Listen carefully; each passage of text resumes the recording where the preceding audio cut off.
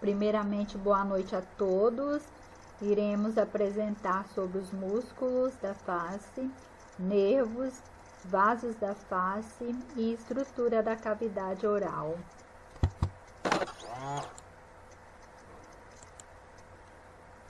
Esse trabalho irá ser apresentado pelos alunos Claudiane, Gabriel Barcelos, Gabriel Musi, Joyce, Letícia, Pedro, Tadeu e Verônica. Irei dar início falando sobre os músculos, da expressão facial.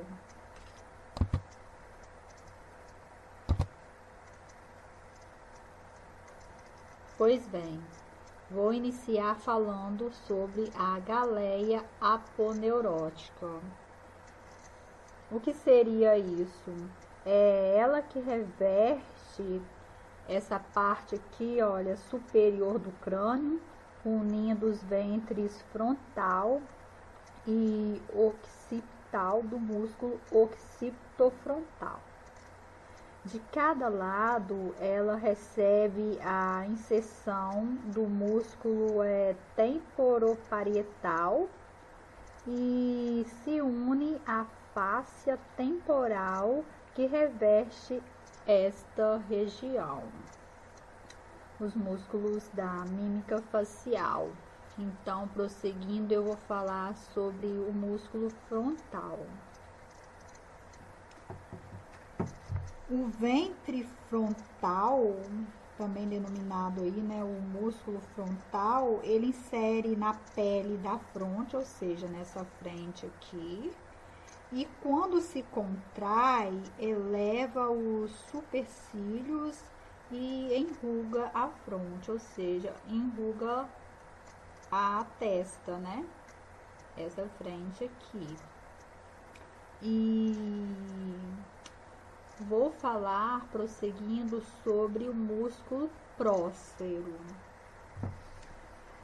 O músculo prócero, ele tem a sua origem no osso nasal. A inserção é pele da glabela e a função é puxa a pele da glabela para baixo. Quanto ao músculo corrugador do supercílio, ele tem a sua origem na margem supraorbital do frontal. Sua inserção é pele da extremidade lateral do supercílio. Função: puxa a superfície medialmente. Quanto ao músculo orbicular dos olhos. Bom, esse músculo orbicular dos olhos, ele tem a sua origem quase todo cutâneo, ligamentos palpebrais, lacrimal e maxila, inserção pálpebras e pele periorbital. Função: fecha as pálpebras e comprime contra o olho. Esse músculo aqui orbicular do olho, ele é dividido, no caso, em três partes. Temos aqui, olha, a parte orbicular dos olhos, que é a porção orbital, que é essa posição aqui. Temos a porção pré-septal, que está logo abaixo aqui, olha, nessa parte aqui, logo abaixo da posição orbital. E temos a posição pré-tarsal, que fica logo abaixo da posição pré-septal, aonde que eu estou passando o mouse por cima. Essa é a parte pré-tarsal, que é do músculo orbicular do olho. Temos também o músculo nasal. Esse músculo nasal, ele tem a sua origem na eminência narina e a sua inserção é no dorso do nariz. A função é comprime a narina, parte transversa, e dilata a narina, parte alar. Essa parte alar é essa parte aqui, ó, essa parte aqui que faz a concha aqui nasal, tá vendo? Essa curvinha aqui é a parte alar.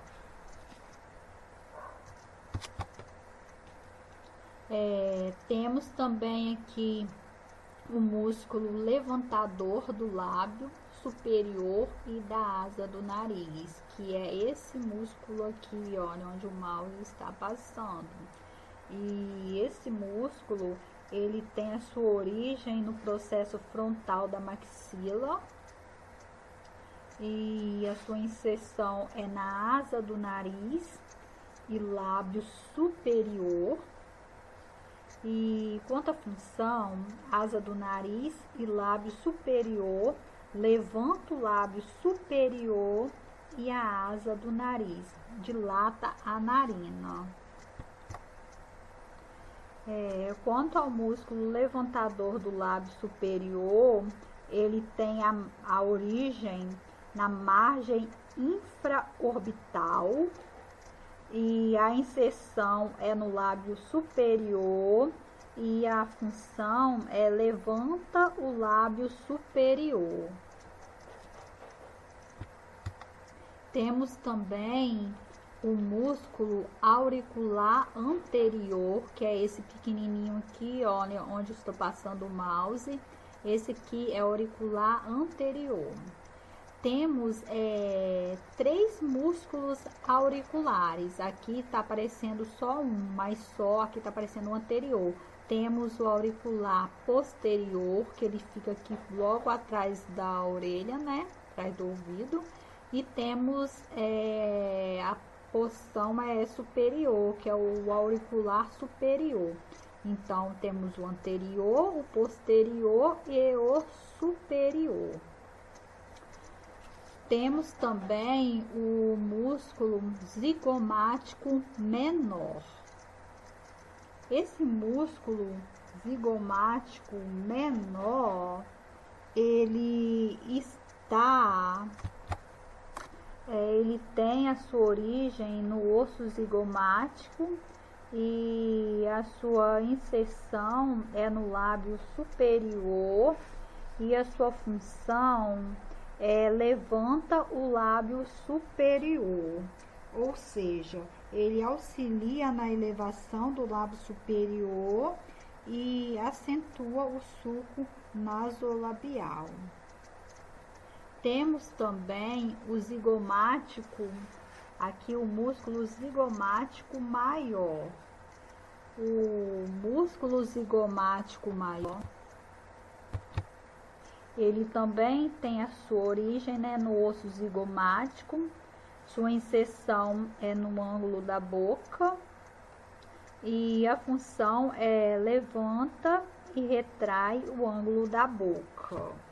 Ou seja, ele traciona o ângulo da boca,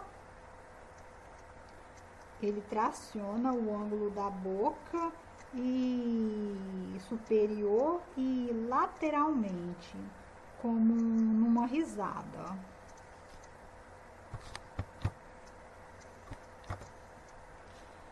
Temos o músculo bucinador. A sua origem é nos processos alveolares da maxila e da mandíbula, na região molar, ligamento pterigomandibular. Quanto à inserção, ângulo da boca, função, distende a bochecha e a comprime de encontro aos dentes. Retrai o ângulo da boca. Falei do músculo bucinador, não vou falar do masseter porque ele vai ser apresentado na próxima apresentação.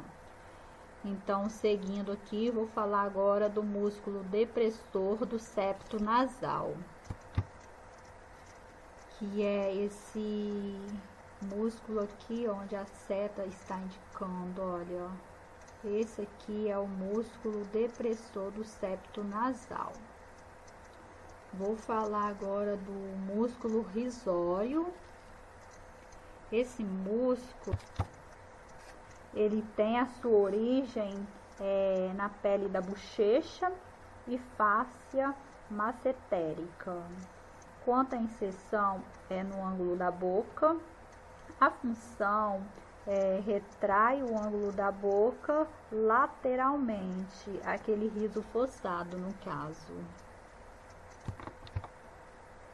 Então, esse músculo aqui todo em volta da boca aqui, ó, o nome dele é músculo orbicular dos lábios, que é o nome desse músculo, onde a seta está apontando.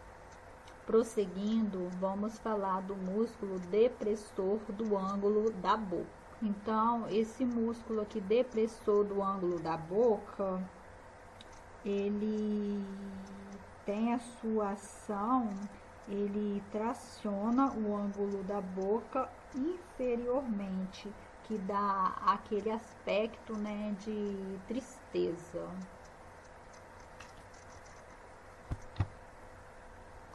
E temos também aqui, olha, o depressor do lábio inferior, que é esse daqui, olha, onde o cursor está demonstrando, apontando. Esse músculo depressor do lábio inferior, ele possui como ação, deprime o lábio inferior. E temos aqui o outro músculo aqui, ó, o mentual, que é esse daqui, olha, que fica aqui, ó, no queixo, tá vendo esse músculo? O nome dele é mentual. E esse músculo, ele tem a sua origem na fossa mentoniana, acima do tubérculo mentoniano. A inserção dele é pele do mento, a função é enruga a pele do mento, inverte o lábio inferior. Ou seja, ele eleva a pele do mento e faz a protusão do lábio inferior.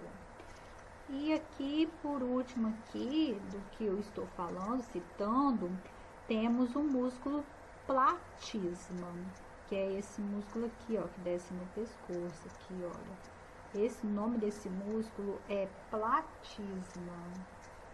Ele tem a sua origem na base da mandíbula e a sua inserção é pele do pescoço, como eu falei aqui no pescoço. E a função enruga a pele do pescoço. Agora, o aluno Pedro, ele vai dar sequência sobre os músculos. Músculos da mastigação.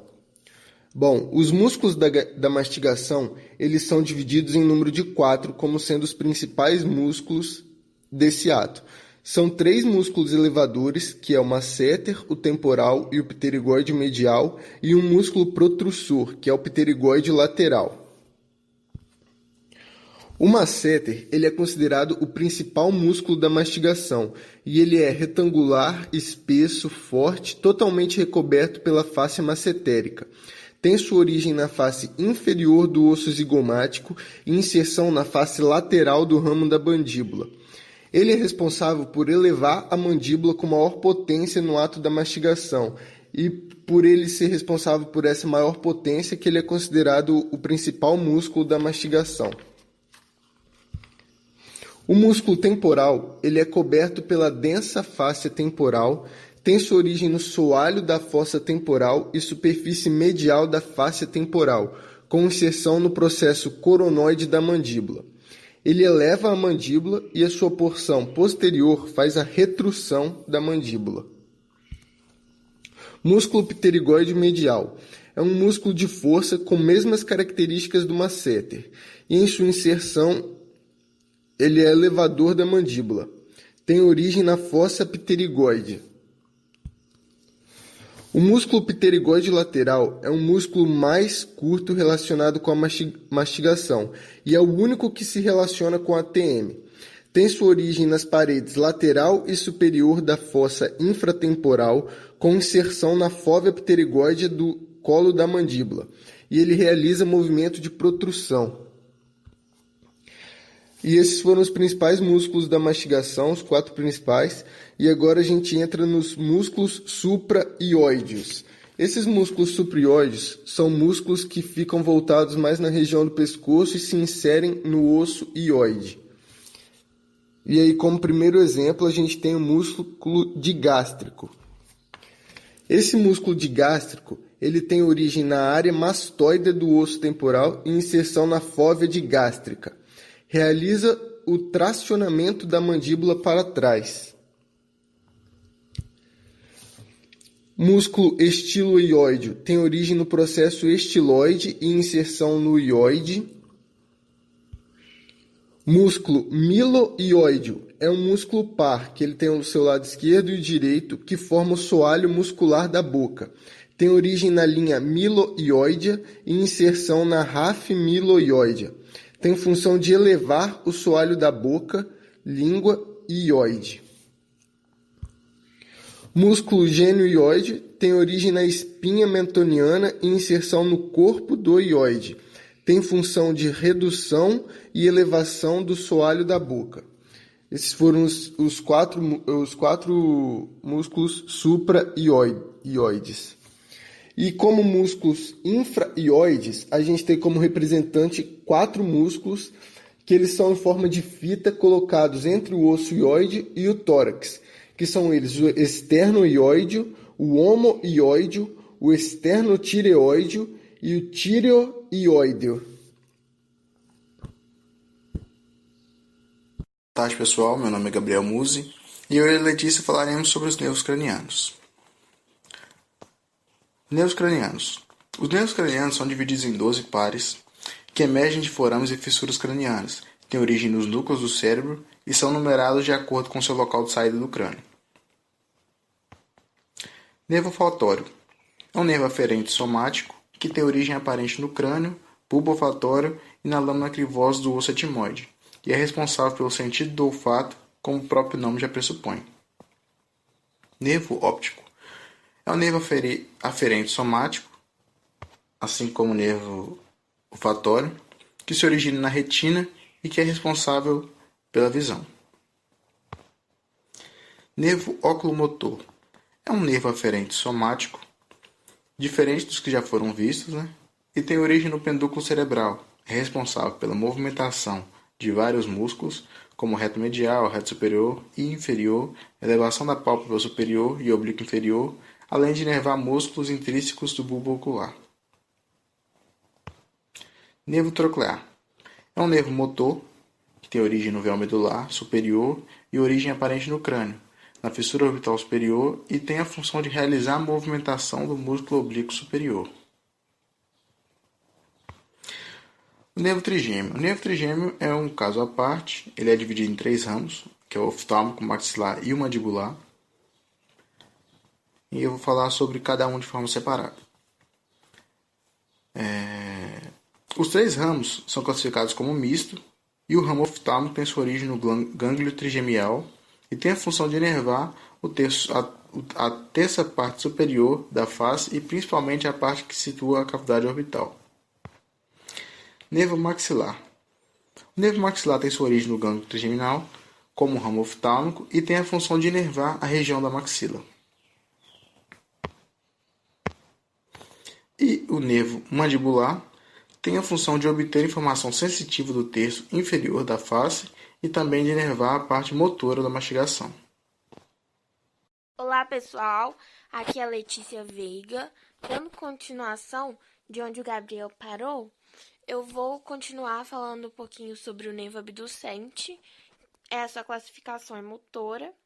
Ele se origina no sulco bulbopontino e se emerge no crânio pela fissura orbital superior. Ele é o responsável pela movimentação do músculo reto lateral. Inerva o músculo reto lateral do olho e controla a motricidade responsável pela abdução do olho.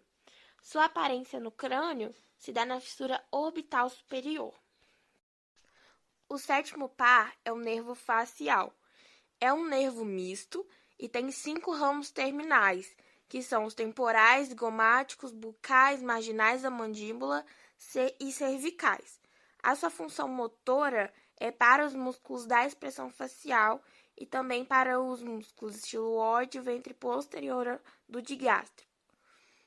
Também tem função motora para as glândulas submandibulares, sublinguais, lacrimais, nasais e palatinas.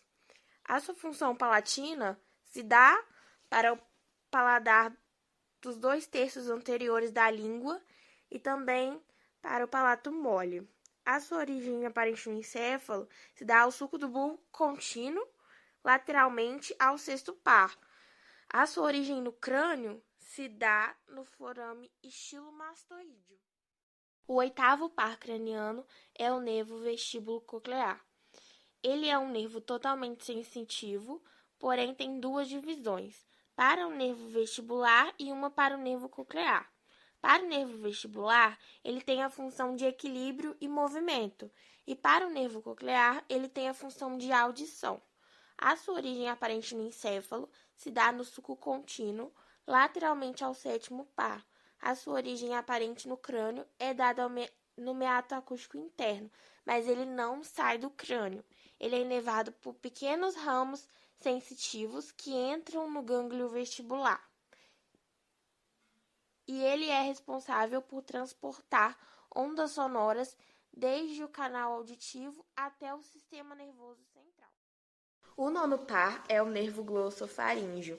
A sua função motora se dá para o músculo estilofaríngeo e a glândula parótida. Sua função sensitiva se dá para o paladar no terço posterior da língua e também a sensibilidade geral da faringe, a fossa tonsilar e a cavidade da orelha média. A sua origem aparente no encéfalo se dá no sulco lateral posterior do bulbo e a sua origem aparente no crânio se dá no forame jugular. Ele realiza a inervação parasimpática das vísceras torácicas e abdominais. O 10º par é o nervo vago. Ele é misto. A sua função motora se dá para o palato, laringe, faringe, traqueia, árvore bronquial, coração, sistema digestório, até a flexura esquerda do colo. A sua função sensitiva se dá para faringe, laringe, sensibilidade reflexa da árvore bronquial, pulmões, coração e sistema digestório, até a flexora esquerda do colo. A sua origem aparente no encéfalo se dá no sulco lateral posterior, bem abaixo do nono par. A sua origem aparente no crânio se dá no forame jugular. E ele tem como função a inervação parasimpática das vísceras torácicas e inerva também os músculos da laringe, o nervo da laringe recorrente, o ramo do vago. O 11º par craniano é o nervo acessório. Sua classificação também é motora e ele se origina por 2 raízes, sendo uma localizada no sulco lateral posterior do bulbo, na raiz craniana, e outra que se origina nos 5 ou 6 seguintes cervicais na medula espinal. O ramo interno do nervo acessório auxilia o nervo vago. Juntos, eles inervam os músculos da laringe pelo nervo laríngeo recorrente e inervam também as vísceras torácicas. Porém, as ações da raiz craniana do nervo acessório são indistinguíveis. Ele tem função para os músculos esternocleidomastoide e trapézio. A sua origem aparente no encéfalo se dá para o sulco lateral posterior do bulbo da raiz craniana e medula da raiz espinal. A sua origem aparente no crânio se dá no forame jugular. O 12º par é o nervo hipoglosso.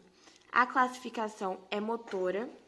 Ele tem origem aparente no encéfalo e se dá no sulco lateral anterior do bulbo, adiante da oliva, e sua origem aparente no crânio se dá no canal hipoglosso. Ele tem função principalmente de inervar os músculos extrínsecos, exceto o músculo palatoglosso, que é inervado pelo nervo vago, e intrínsecos da língua, conferindo, portanto, a motricidade da língua. Boa noite, eu e o Tadeu vamos falar um pouco mais sobre os vasos sanguíneos. Eu vou falar mais sobre as artérias da face. Bom, eu vou começar falando sobre a artéria carótida externa e interna. Elas emergem direta ou indiretamente do arco carótido e fornecem o suporte vascular para a área externa do crânio e para a face e para a maior parte do pescoço. Essas partes são o nervo hipoglosso, lingual, nervo facial profundo, músculo digástrico, estiloide, glândula parótida, etc. Bom, a artéria facial cursa ao redor do meio da mandíbula antes de entrar na face, e ela emite ramos para a tonsila, palato e glândulas submandibulares. A artéria maxilar ela é a mais importante artéria para mastigação. Ela emite ramos que vai desde o meato acústico externo, membrana timpânica, a dura mater, a mandíbula, o músculo temporal, pterigóide, masseter e bucinador. A artéria temporal superficial ela fornece o suplemento para a região do temporal e do escalpo. Como é o ramo terminal menor, ela não possui a ramificação ou divisões adicionadas. O segmento oftálmico, que é o C6, ele contém a artéria oftálmica e a artéria hipofisária superior. E elas fornecem ramos para vascularizar os olhos e estruturas das órbitas, pálpebras, etc. Agora, a artéria labial, que ela é a continuação da artéria facial, ela tem a função de irrigar o lábio superior e inferior da boca. Bom, a artéria alveolar superior, ela cursa a parte anterior da arcada dentária superior, o seio maxilar e os dentes anteriores. E a artéria alveolar inferior, ela é a única a coletar o sangue bombeado da região da mandíbula e drena para o plexo venoso, pterigóide. Ela também é a única que passa dentro da mandíbula e sai aqui no forame mentual. Bom, a artéria tireoide ela é a origem da artéria laríngea superior e que fornece fluxo sanguíneo à laringe, sendo responsável pelo suprimento sanguíneo da glândula tireoide, músculos infra-ióideos e do músculo externo-nucleido-mastóide, que é o músculo do pescoço. A artéria auricular posterior, ela cursa posteriormente o meato acústico externo e o processo mastóide, separando as duas estruturas. Ela fornece o suplemento sanguíneo à musculação adjacente, à glândula parótida, ao nervo facial, e à orelha e o escalpo.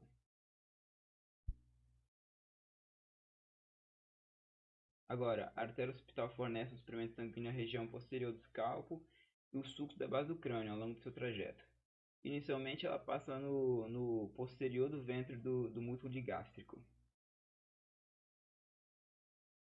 A artéria faríngea ela cursa superiormente ao longo da faringe, enquanto se ramifica para faringe, músculos pré-vertebrais, o ouvido médio e as meninges cranianas.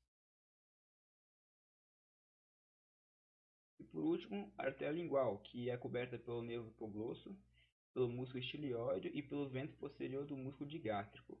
Bom, ela cursa sobre os músculos hipoglossos e se ramifica nas artérias lingual profunda e sublingual, que fornece o suprimento sanguíneo para os músculos extrínsecos da língua e para o assoalho da boca. Veias superficiais e profunda da face. Veia supraorbitária. É responsável pelo fornecimento sanguíneo das estruturas orbitais, incluindo nervos, músculos, aparelho lacrimal, canal óptico, parte da irrigação palpebral, parte do dorso e região nasal superior e porção frontal da órbita. Veia occipital. As principais veias do exterior da cabeça e da face são frontal, supraorbital, angular, facial anterior, temporal superficial, maxilar interna, facial posterior, auricular posterior e occipital, as veias da cabeça e do pescoço vista lateral. Veia temporal. A veia temporal superficial é a veia da cabeça. Segue o trajeto da artéria temporal superficial, fazendo a drenagem do couro cabeludo. A região temporal é a parte da região frontal e da concha da orelha. Veia maxilar. São duas veias maxilares que unem a veia temporal superficial para formar a veia retromandibular, que é a veia responsável pela drenagem do sangue do plexo venoso pterigódeo, formada pela união da veia temporal superficial com as maxilares. Plexo pterigódeo. O plexo venoso pterigódeo é um coletor venoso. Recolhe o sangue a partir da veia maxilar, incluindo a região dos dentes, e é drenado para a veia jugular externa.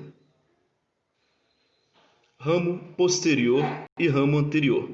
Elas transportam o sangue venoso do crânio e sistema nervoso, além do sistema cérebro exterior e inferior. Se unem com as veias subclávias, abaixo da clavícula, para formar as veias branquiocefálicas, que drenam para a veia cava superior. Veia retromandibular, ou VRM, é formada pela junção das veias temporal superficial, maxilar no interior da glândula parótida, ao nível do colo da cabeça da mandíbula, constituindo a principal via de drenagem das regiões temporal e infratemporal, áreas profundas da face, como também as cavidades nasal e oral. Veia facial. São duas veias maxilares que se unem à veia temporal superficial para formar a veia retromandibular, que é a veia responsável pela drenagem do sangue do plexo venoso pterigódeo, formada pela união da veia temporal superficial com os maxilares. Aí temos aí novamente o ramo anterior, que já foi dito anteriormente. Agora, jugular interna. As veias jugulares internas são as veias do pescoço. Elas transportam sangue venoso do crânio e sistema nervoso, além do sistema do cérebro exterior e interior. Se unem com as veias subclávias para formar as veias branquiocefálicas, que drenam para a veia cava superior.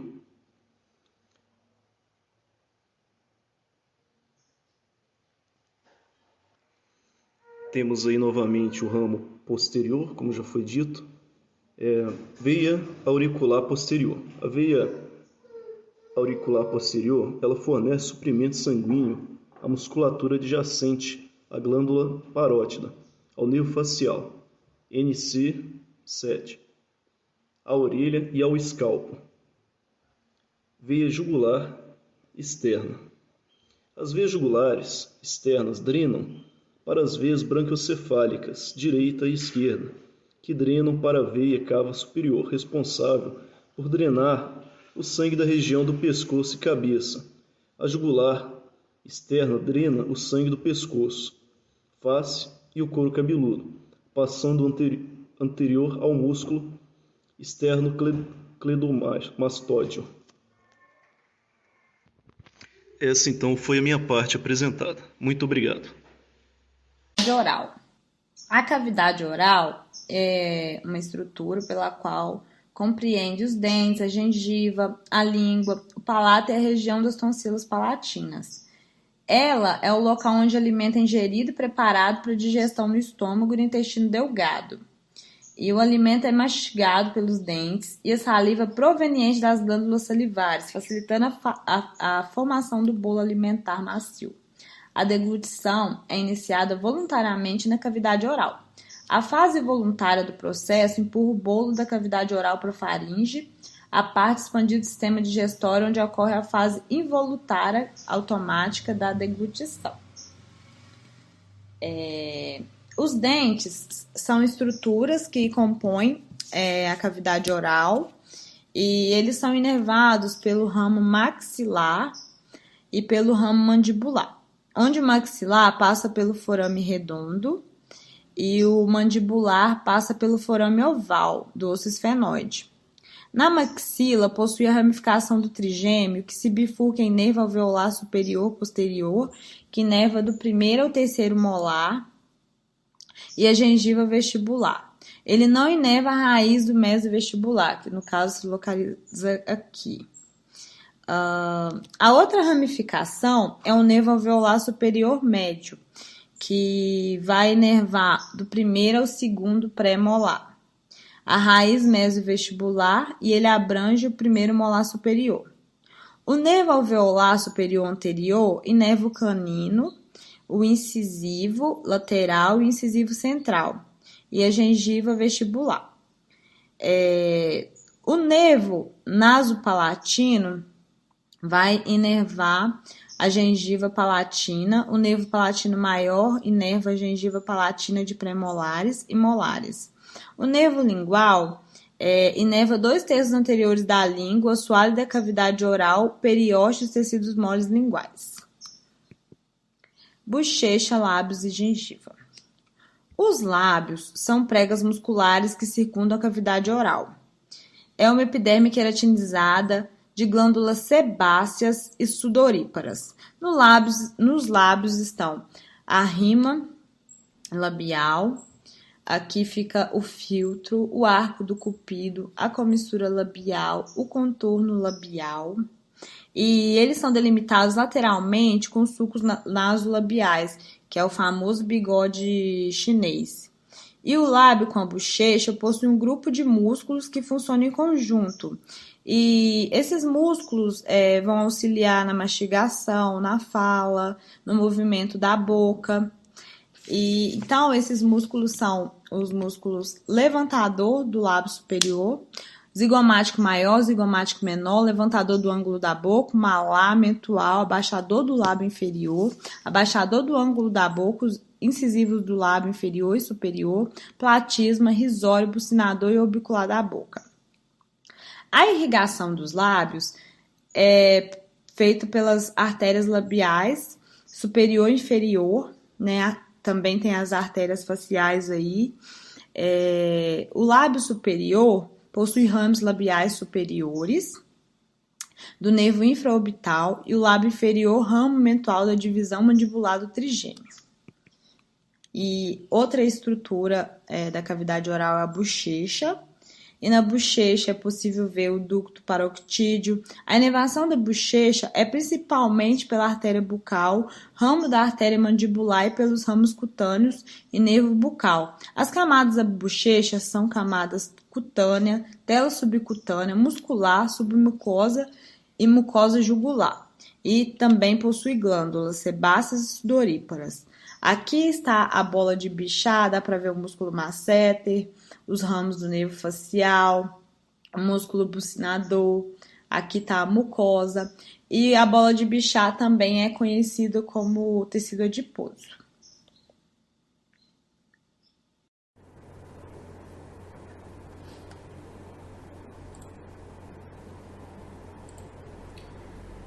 Dando continuidade nas estruturas da cavidade oral, temos o palato, que forma o teto da boca e o assoalho das cavidades nasais. A face superior do palato ela é coberta por uma túnica mucosa respiratória e a face inferior ela é coberta por uma túnica mucosa oral, que é densamente povoada por glândulas. Temos também as tonsilas palatinas, que são massas de tecido linfóide e estão localizadas na fossa tonsilar, que é limitada pelos arcos do palato glosso, arco do palato faríngeo e pela língua. O palato ele tem duas regiões, o palato duro anterior e o palato mole posterior.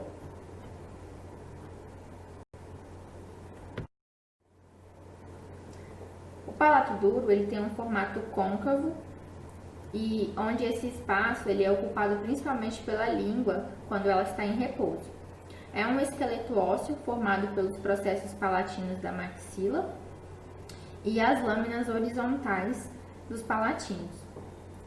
Temos aqui a fossa incisiva, que está localizada posterior aos dentes incisivos centrais, onde se abrem os canais incisivos que recebem os nervos nasopalatinos.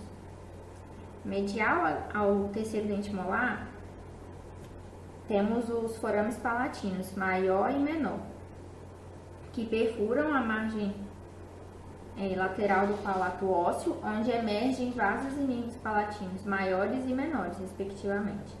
Os maiores seguem anteriormente sobre o palato e os vasos e nervos menores, eles seguem para o palato mole e estruturas adjacentes. Palato mole. Como o próprio nome já diz, né, é a parte móvel do palato e fica suspensa na margem posterior do palato duro.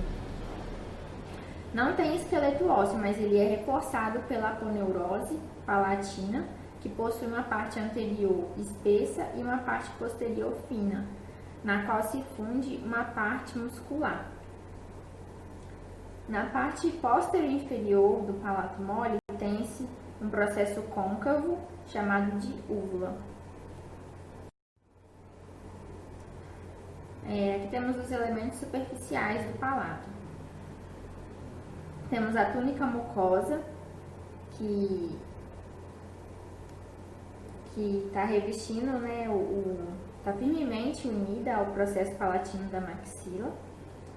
E profundamente a túnica mucosa vamos ter as glândulas palatinas, que são secretoras de muco. Também podemos observar aqui a ráfide do palato, essa linhazinha branca, que indica o local de fusão dos processos palatinos. Os músculos do palato mole. Ao todo são 5 músculos. Temos o músculo tensor do véu palatino, que tensiona o palato mole e abre o ósseo da tuba auditiva durante a deglutição. Temos o músculo levantador do véu palatino, que eleva o palato mole durante a deglutição e o bocejo. Temos o músculo palatoglosso, que eleva a parte posterior da língua e leva o palato mole sobre a língua. Temos o músculo palatofaríngeo, que tensiona o palato mole e traciona as paredes da faringe em direção superior, anterior e medial durante a deglutição. E também temos o músculo da úvula, que encurta e traciona a úvula superiormente. Sobre a vasculatura e inervação do palato. O palato ele tem uma rica vascularização, sendo a principal responsável a artéria palatina maior, que atravessa o forame palatino maior e segue sentido anteromedial.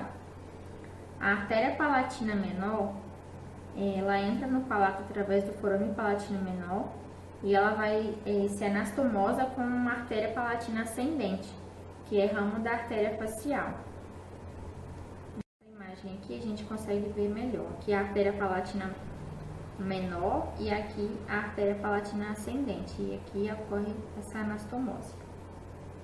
As veias do palato, elas são tributárias do plexo venoso pterigóide. O nervo palatino maior, ele supre a gengiva. Nervo palatino maior, esses ramificam aqui. A túnica mucosa também, eles suprem e também suprem as glândulas da maior parte do palato duro. O nervo nasopalatino, que são esses amarelinhos aqui no começo, supre a túnica mucosa da parte anterior do palato duro. E os nervos palatinos menores, eles suprem todo o palato mole. A língua. A língua, ela é um órgão muscular móvel recoberto por uma túnica mucosa que pode assumir vários formatos e posições. Tem função na articulação de palavras, compressão do alimento, também é associada à mastigação, ao paladar e à limpeza da boca. Ela é dividida em raiz, corpo e o ápice. Aqui também, na vista superior do dorso da língua, podemos observar as várias papilas linguais, né? Papila fungiforme, filiforme, circunvaladas e folhadas. Nessa imagem aqui, né, uma vista superior da língua. Temos a gengiva lingual inferior, temos a carúncula sublingual, que é onde desemboca o ósseo do ducto submandibular, né? Aqui também tem a abertura do ducto da glândula sublingual. Aqui temos o frénulo da língua. Os músculos da língua. Em geral, os músculos extrínsecos, eles modificam a posição da língua, e os músculos intrínsecos, eles modificam seu formato. O septo da língua, ele separa os 4 músculos extrínsecos e os 4 músculos intrínsecos em 2 metades. Aí temos o músculo longitudinal superior, músculo genioglosso, temos o músculo genioide, músculo digástrico e o músculo miloide. Aqui em outras posições podemos ver o estiloglosso, o ioglosso. Aqui temos também o músculo transverso e vertical.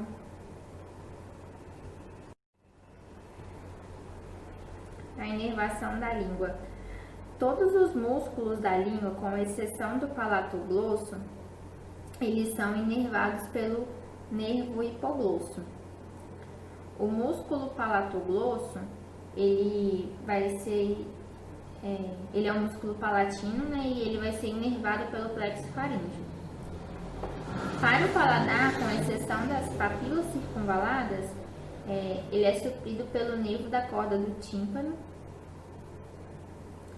E as papilas circunvaladas, ela é suprida pelo nervo glossofaríngeo. Aqui as papilas circunvaladas vai ser o nervo glossofaríngeo que vai suprir. E também o nervo laríngeo interno, que é um ramo do vago e é responsável pela sensibilidade geral. A artéria carótida externa, ela origina a artéria lingual, que originam as artérias da língua, a artéria dorsal, a artéria profunda, também a artéria aqui sublingual.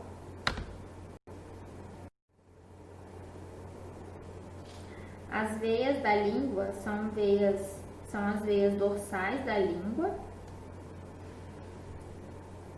que são essas aqui, e que acompanham, né, a artéria lingual, e as veias profundas da língua, que começam no ápice da língua e segue sentido posterior, além do frênulo lingual, para se unirem com a veia sublingual. Elas se unem com esta veia aqui. As glândulas salivares são 3, né? 3 pares de glândulas salivares: as parótidas, as glândulas submandibulares e as sublinguais. A glândula parótida, elas são as maiores dos 3 pares e estão em posição lateral e posterior aos ramos da mandíbula e também dos músculos masséteis. São responsáveis por drenar a parte anterior através dos ductos únicos que entram no vestíbulo da boca diante do segundo molar, das maxilas. As glândulas submandibulares, elas possuem ósseos, né? Os ósseos possuem ductos, e os ósseos dos seus ductos são visíveis e pode-se ver o gotejamento da saliva ou a pulverização durante o bocejo. Aquela imagem que eu mostrei, a carúncula, né, que mostra o ósseo da glândula submandibular, é ali que dá para ver o gotejamento da saliva, ou também durante o bocejo, né, que sai aquela aguinha.